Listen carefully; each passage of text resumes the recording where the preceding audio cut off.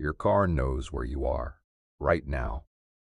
It knows where you've been today, yesterday, and every day for the past 3 years. It knows how fast you drove.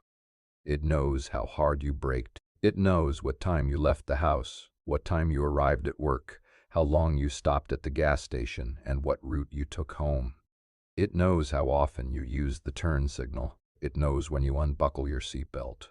It knows who's sitting in the passenger seat based on the weight sensor, and it's been telling people about all of this without your knowledge or meaningful consent since the day you drove it off the lot. This isn't paranoia. This isn't conspiracy. This is the documented, publicly acknowledged, legally contested reality of modern vehicle data collection. Your car is one of the most sophisticated surveillance devices you interact with daily, and it's been designed to look like a transportation appliance instead of what it actually is: a rolling data harvesting machine connected to the internet, sending detailed information about your life to manufacturers, insurance companies, data brokers, and anyone willing to pay for it. The average person worries about their phone tracking them. They put tape over their laptop camera. They read privacy policies on apps, or at least feel guilty about not reading them. But nobody thinks about their car. Nobody worries that the machine they sit inside for an hour or more every day is collecting more intimate behavioral data than any app on their phone, and that asymmetry between the data being collected and the awareness of that collection is where the problem lives.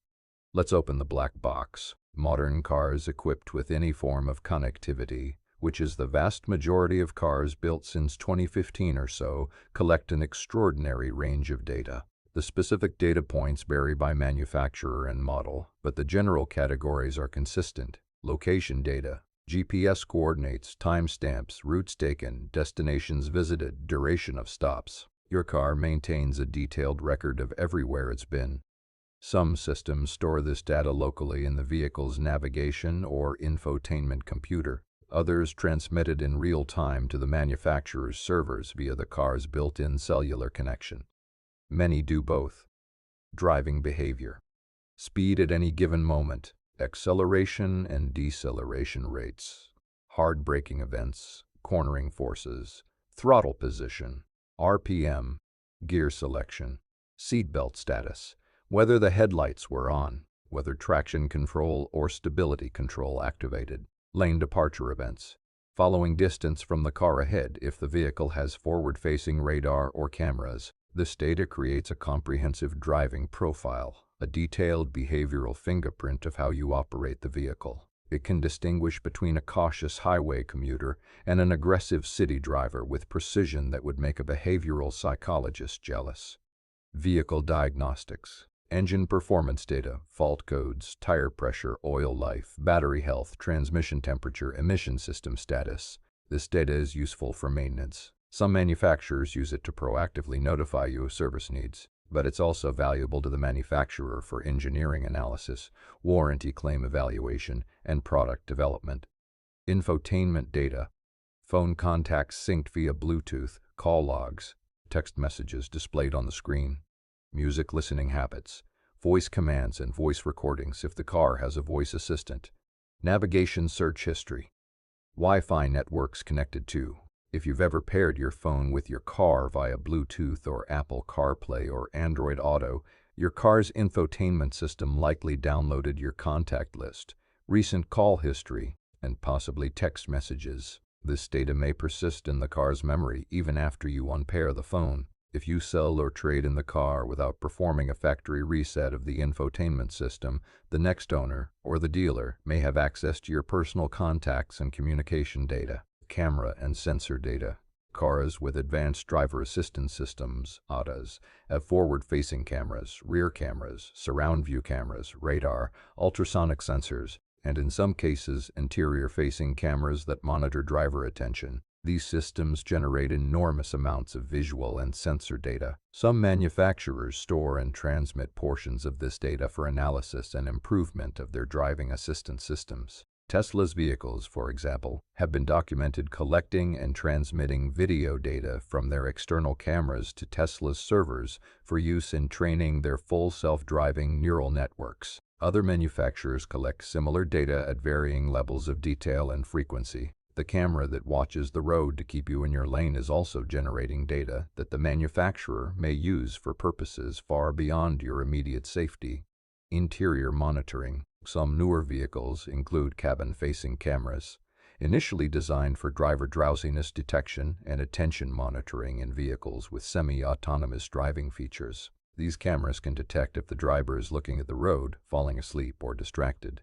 Useful safety features, but they also raise questions about what happens to the video data, who can access it, and whether it could be used for purposes beyond safety monitoring. The data your car collects doesn't stay in the car.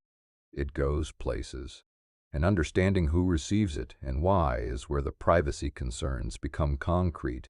The manufacturer. Every major automaker with connected car services receives data from your vehicle. GM, Ford, Toyota, Honda, BMW, Mercedes, Tesla, Hyundai, Stellantis. All of them operate connected car platforms that receive data transmissions from vehicles in the field. The stated purposes include remote diagnostics, service notifications, product improvement, and connected services like remote start, stolen vehicle tracking, and emergency response.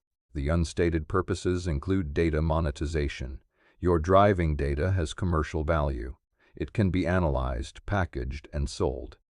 Which brings us to the next recipient, data brokers. In 2024, a series of investigative reports and regulatory actions revealed that several major automakers, including GM and Honda, had been sharing detailed driving behavior data with third-party data brokers, who then sold that data to insurance companies. The data included trip-level detail: when you drove, how fast, how hard you braked, how aggressively you accelerated. This data was being used, without the vehicle owner's clear understanding or meaningful consent, to calculate insurance risk scores that directly affected premium pricing. The mechanism was buried in the terms of service for connected car apps and in-vehicle telematics enrollment. When you activated OnStar or signed up for the manufacturer's connected car app to use remote start or vehicle status features, you often checked a box agreeing to terms that included broad data sharing provisions. Most people didn't read the terms.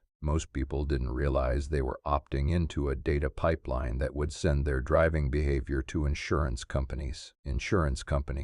This is where the data collection becomes directly financial. Insurance companies have been purchasing driving behavior data from automakers and data brokers to supplement their risk models. If the data shows you routinely speed, brake hard, drive late at night, or make rapid acceleration events, your insurance premium can be adjusted upward, sometimes significantly, without you understanding why. Some insurance companies offer voluntary telematics programs like Progressive's Snapshot or State Farm's Drive Safe and Save, where you knowingly install a plug-in device or app that monitors your driving in exchange for potential discounts. These programs are at least transparent about the exchange. You share data, they evaluate your driving, and you might get a lower rate if you're a safe driver. The non-voluntary data sharing, where the manufacturer sends your data to a broker who sells it to an insurer who raises your rate without telling you the data source, is a different animal entirely. You didn't choose it. You may not know it's happening, and the financial impact can be hundreds of dollars per year. In early 2024, a New York Times investigation revealed that General Motors had been collecting detailed driving behavior data from vehicles enrolled in its OnStar Smart Driver program and sharing that data with LexisNexis and Verisk, two of the largest consumer data aggregators used by the insurance industry. The data included trip-level information, hard braking counts, rapid acceleration events, high-speed driving, late-night driving, and total miles driven. LexisNexis packaged this data into consumer risk profiles that insurance companies accessed when setting premiums. Drivers whose data showed aggressive driving patterns saw premium increases, sometimes 20 to 40% or more, at their next renewal. They had no idea why their rates went up. Their insurer didn't tell them the data source. They didn't know their car was reporting their driving to anyone. The enrollment mechanism was particularly insidious. Many GM owners were enrolled in OnStar Smart Driver through the vehicle setup process at the dealership, sometimes by the dealership staff themselves. Clicking through digital consent screens during vehicle delivery, the consent was technically obtained, but the driver's awareness and understanding of what they were consenting to was effectively zero. After the investigation, GM announced it would stop sharing data with LexisNexis and Verisk. But the damage was already done for affected drivers, and the revelation raised an obvious question. If GM was doing this, who else is? The answer appears to be that multiple manufacturers have engaged in similar practices, though the specifics vary and full transparency remains elusive. This incident crystallized a fundamental problem. The people collecting your data have stronger incentives to share it than to protect it. The manufacturer earns revenue from the data broker. The data broker earns revenue from the insurer. The insurer reduces their risk exposure by more accurately pricing your premium. Everyone in the chain profits. Except you. You just get a higher insurance bill and no explanation. Let's put concrete numbers on what vehicle data sharing can cost you. A driver with a clean record and good credit might be paying $1,200 per year for auto insurance. If driving behavior data reveals that they frequently brake hard, occasionally exceed speed limits by significant margins, and regularly drive between 11 p.m. and 4 a.m., all of which are statistically correlated with higher accident risk, their insurer might recalculate their premium with a 25 to 40% surcharge. That's $300 to $480 per year in additional premium. Over 5 years, that's $1,500 to $2,400 in extra insurance costs, driven entirely by data the driver didn't know was being collected and shared. The financial harm is compounded by the opacity. When your premium increases, the insurer typically doesn't tell you that vehicle telematics data was a factor. You might assume it's a general rate increase, or that it's related to your zip code or age bracket. Without knowing the cause, you can't address it. You can't stop hard braking if you don't know hard braking data is affecting your premium. You can't dispute the data if you don't know it exists. This opacity is what makes the practice so problematic. Voluntary telematics programs where you knowingly share driving data in exchange for a potential discount are transparent exchanges. You know the deal. You can evaluate whether the trade-off works for you. Non-voluntary data sharing, routed through manufacturers and data brokers without your practical awareness, is a fundamentally different ethical proposition. The data privacy issue extends beyond your own car to vehicles you interact with temporarily. Rental cars are data hazards that most people never consider. When you rent a car and pair your phone via Bluetooth, the rental car's infotainment system downloads your contact list, call log, and potentially text messages. When you enter destinations in the navigation system, those addresses are stored. When you return the rental, all of this data may remain in the vehicle's memory, accessible to the next renter, to the rental company, or to anyone with access to the infotainment system. Some rental companies perform data resets between renters. Many don't. The person who rents the car after you might scroll through the Bluetooth menu and see your phone's name, your saved contacts, and your recent destinations. The privacy implication is obvious, and the solution is simple. Never pair your phone to a rental car if you can avoid it. Use your phone's own navigation. If you must pair, unpair, and delete the connection before returning the vehicle. Used cars carry the previous owner's data footprint. If the previous owner didn't factory reset the infotainment system, the car may contain their contacts, addresses, garage door codes, home Wi-Fi passwords, saved Bluetooth devices, and other personal data. If you buy a used car, perform a factory reset of all infotainment and connected systems as one of your first steps. You're protecting the previous owner's privacy, and you're ensuring the car's systems start fresh with your data rather than operating on leftover configurations. Law enforcement. Your car's data can be subpoenaed or requested by law enforcement during investigations. Location data can place your vehicle at a specific location at a specific time.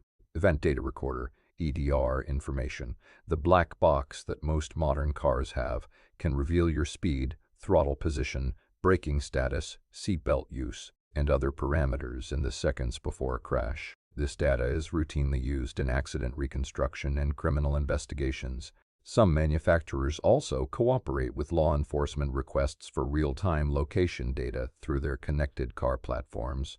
If your car has an active cellular connection and the manufacturer receives a valid legal request, they can often provide the vehicle's current location in near real time. Advertisers and third parties.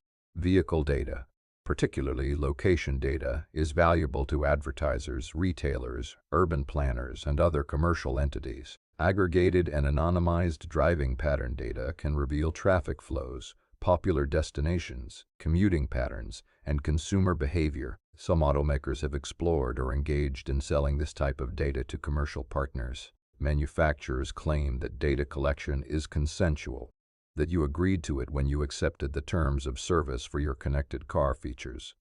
And technically, they're right. You did check the box, but calling this consent stretches the definition to its breaking point.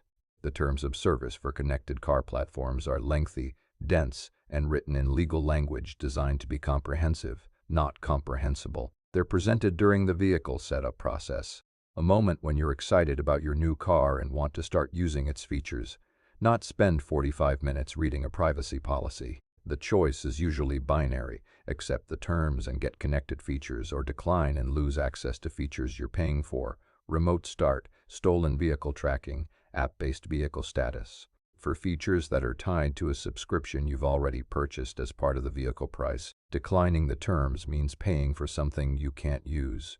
This isn't informed consent. It's manufactured consent, a legal framework that gives the manufacturer permission to collect and use your data while creating the appearance of a voluntary agreement that most people didn't meaningfully make. The European Union has taken a stronger position on this issue through GDPR, which requires explicit, granular consent for data collection and gives consumers the right to access, correct, and delete their data. In the U.S., data privacy regulation is fragmented.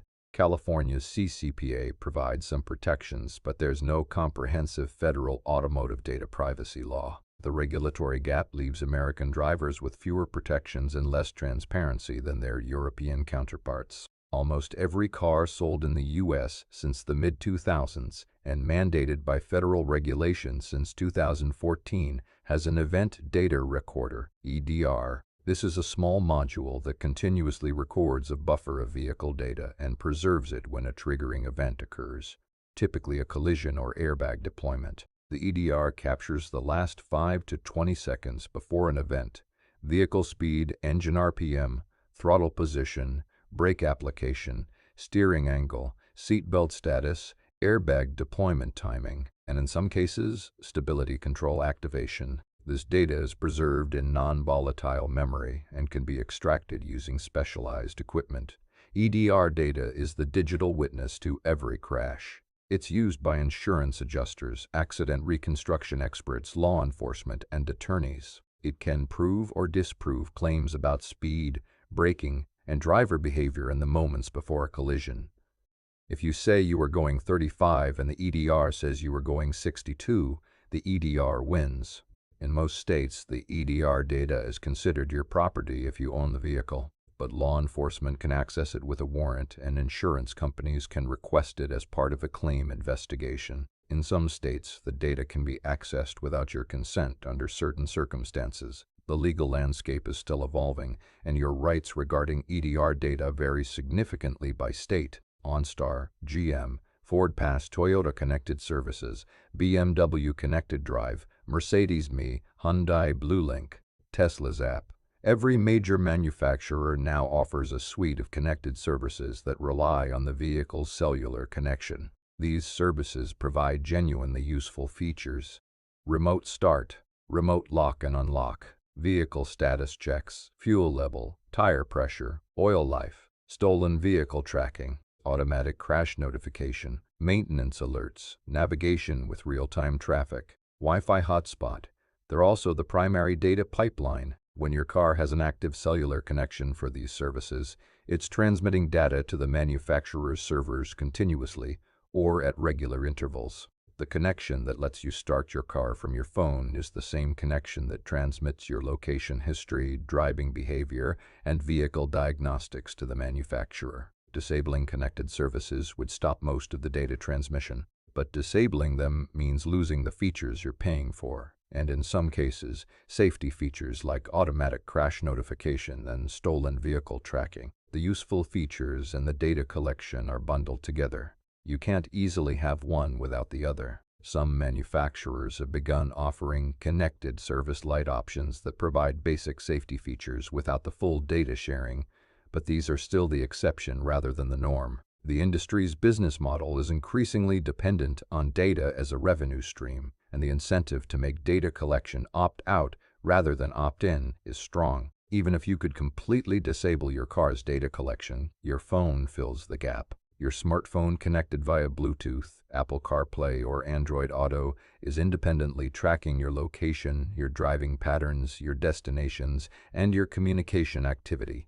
Google and Apple both collect location data through their mobile operating systems. Apps on your phone, including navigation, social media, weather, and countless others, request and receive location access. When you're driving, your phone is tracking the same movements your car is tracking, creating redundant data streams. The combination of vehicle-collected and phone-collected data creates an incredibly detailed picture of your driving life.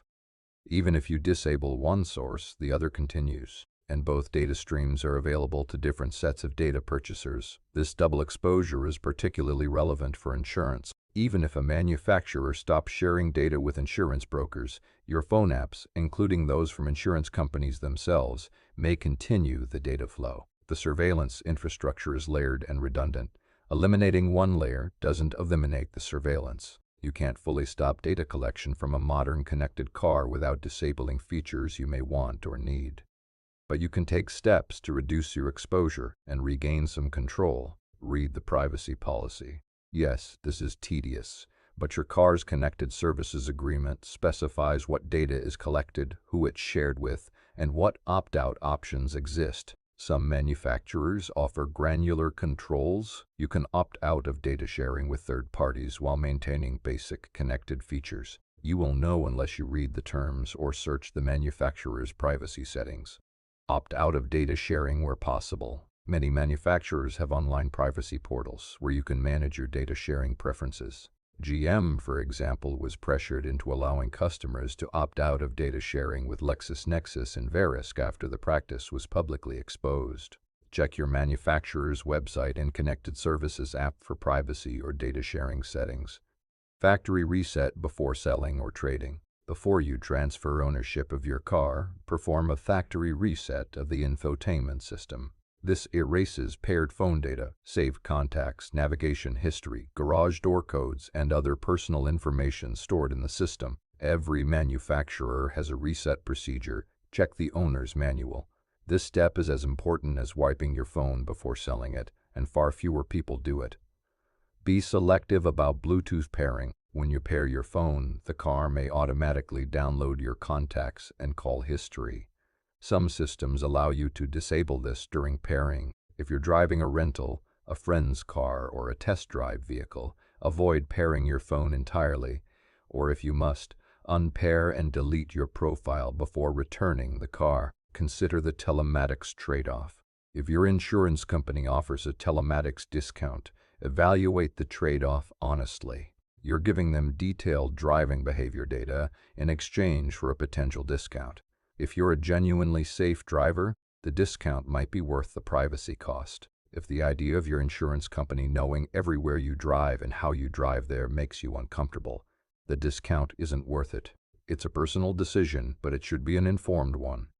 Disable the cellular connection if possible. Some vehicles allow you to disable the built-in cellular modem, sometimes through the infotainment settings, sometimes by removing a specific fuse. Disabling the modem stops real-time data transmission, but also disables connected features like remote start, stolen vehicle tracking, and automatic crash notification. Whether the safety trade-off is worth the privacy gain depends on your circumstances and your comfort level. On some newer vehicles, particularly those with over-the-air update capability, disabling the modem may not be straightforward or may affect vehicle functionality in unexpected ways. Use privacy-focused navigation instead of using your car's built-in navigation, which logs destinations and routes to the vehicle's memory and potentially transmits them to the manufacturer. Use your phone with a privacy-focused navigation app, or with location history disabled in your phone's settings.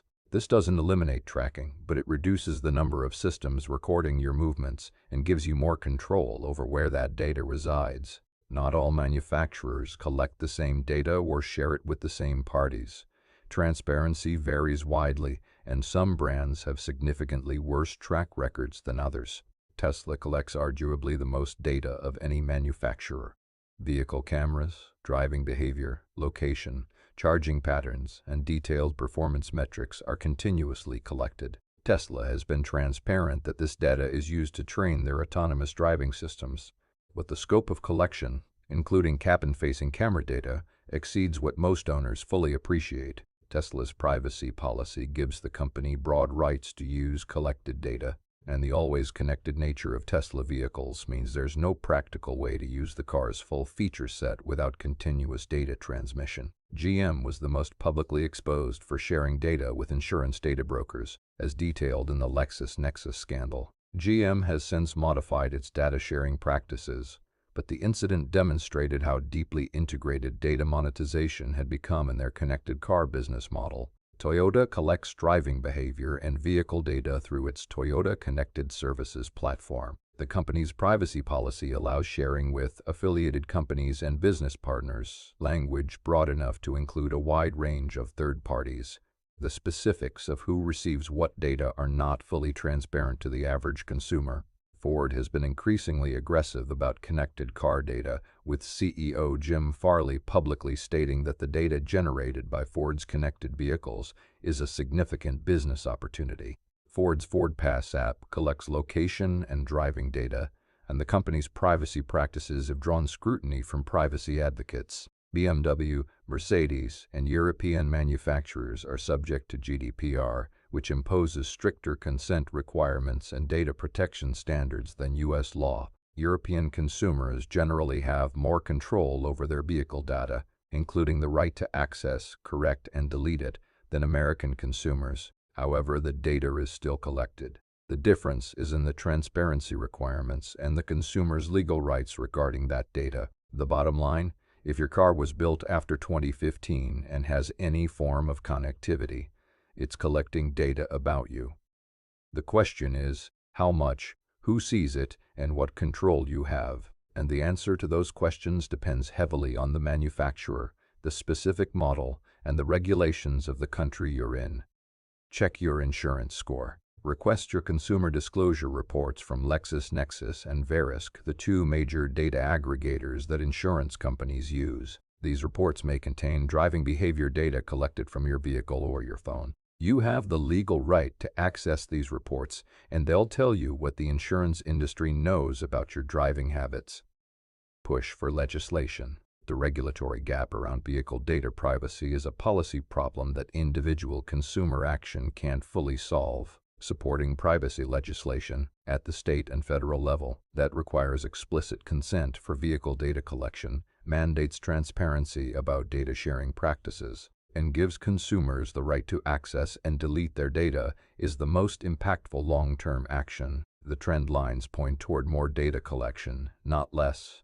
As vehicles become more connected, more autonomous, and more dependent on cloud services, the amount and detail of data collected will increase.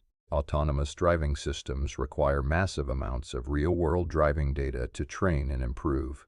Every camera, every radar unit, every LiDAR sensor on a vehicle with autonomous driving features is generating data that the manufacturer wants. The development of self-driving technology is fundamentally a data problem, and your car is the data collection platform.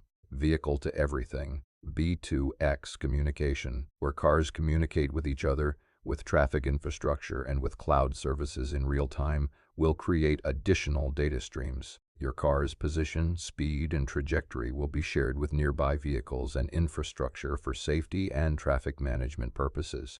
The safety benefits are real. The privacy implications are profound. Subscription-based features, heated seats, performance upgrades, advanced driver assistance require persistent connectivity and ongoing authentication with the manufacturer's servers. As more vehicle features move to subscription models, the persistent connection becomes non-optional, and the data collection that comes with it becomes unavoidable. The optimistic scenario is that public awareness, regulatory pressure, and competitive differentiation lead some manufacturers to adopt privacy-first practices, offering fully functional vehicles with minimal data collection as a selling point. Some smaller manufacturers and aftermarket solutions are already exploring this space. The realistic scenario is that data collection becomes so deeply integrated into vehicle functionality that opting out isn't practically possible, similar to how smartphone use today requires accepting some level of data collection from the operating system provider. The car becomes another node in the personal data ecosystem, generating and sharing data continuously as a condition of operation.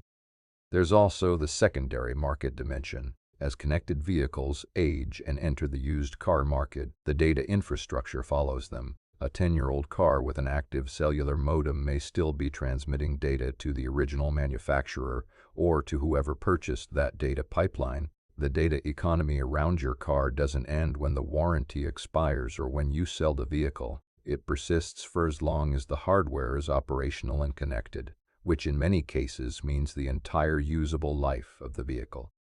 The manufacturers will frame all of this as a benefit, and some of it genuinely is. Proactive maintenance alerts, safety features, stolen vehicle recovery, but the line between collecting data to serve you and collecting data to monetize you is one that the industry has consistently crossed, and the regulatory framework to enforce that boundary barely exists. Your car collects location data, driving behavior, vehicle diagnostics, infotainment data, camera and sensor data, and in some cases, interior monitoring. This data goes to the manufacturer, data brokers, insurance companies, law enforcement, and potentially advertisers. Consent is manufactured through dense terms of service presented during vehicle setup.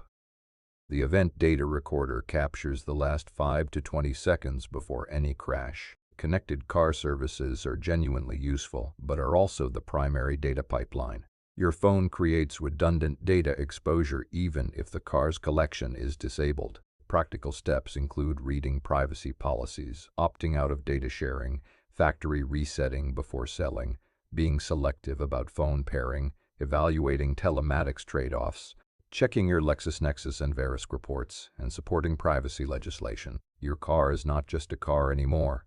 It's a connected device that happens to have wheels. It collects data with the sophistication of a tech company because the companies building cars are increasingly behaving like tech companies. They're not just selling you a vehicle, they're selling your data as a secondary revenue stream that continues generating income long after the car leaves the lot. You're not going to stop driving. You're probably not going to disable your connected features, but you can make informed decisions about what data you share, with whom, and under what terms. And that starts with knowing what's happening, which, until you watch this video, you probably didn't. If this video just made you look at your car differently, or motivated you to check your privacy settings for the first time, hit like, drop your car's make and model in the comments so we can crowdsource which manufacturers are the worst offenders, and subscribe so you stop unknowingly funding an industry built on selling your driving life to the highest bidder. Later.